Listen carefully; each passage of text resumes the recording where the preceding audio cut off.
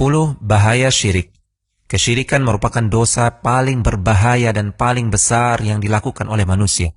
Untuk mengetahuinya lebih lanjut, berikut adalah 10 ulasan ringkas mengenai bahaya syirik. Pertama, syirik menimbulkan rasa khawatir dan hilangnya rasa aman di dunia dan akhirat. Sebagaimana firman Allah Subhanahu wa ta'ala yang artinya, orang-orang yang beriman dan tidak mencampur adukan keimanan mereka dengan kezaliman, yaitu kesyirikan, mereka itulah yang akan mendapatkan keamanan dan mereka itulah orang-orang yang mendapatkan petunjuk.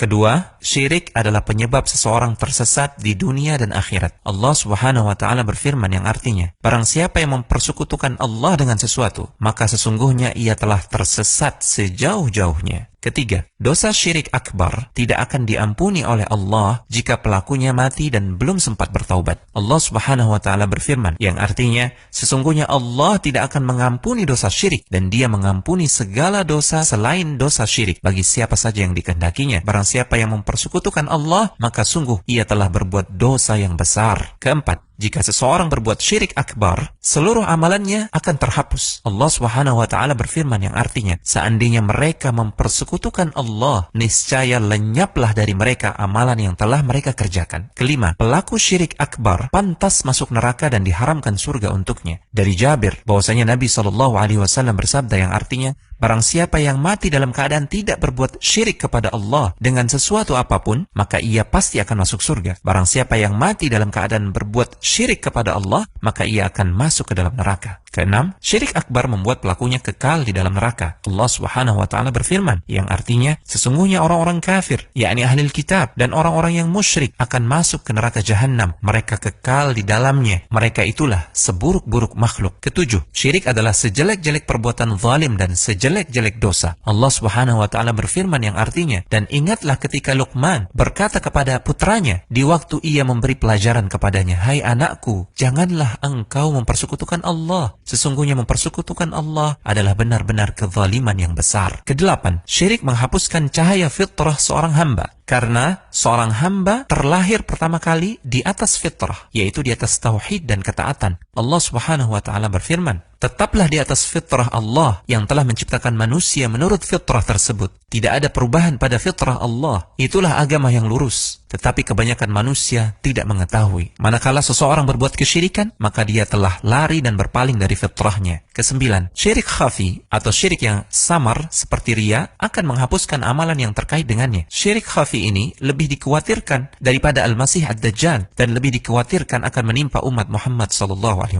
Rasulullah SAW bersabda yang artinya, maukah kamu kuberitahu tentang sesuatu yang menurutku lebih aku khawatirkan terhadap kalian daripada fitnah Al-Masih Ad-Dajjal? Para sahabat berkata, tentu saja. Beliau bersabda, syirik khafi, yaitu syirik yang tersembunyi. Manakala seseorang berdiri mengerjakan salat, dia perbagus salatnya, dia perindah salatnya karena mengetahui ada orang lain yang memperhatikannya. Ke-10, Allah dan Rasulnya berlepas diri dari orang-orang yang berbuat syirik. Allah Subhanahu wa ta'ala berfirman yang artinya, dan inilah permakluman dari Allah dan Rasulnya kepada umat manusia pada hari Haji Akbar, bahwa sesungguhnya Allah dan Rasulnya berlepas diri dari orang-orang musyrikin.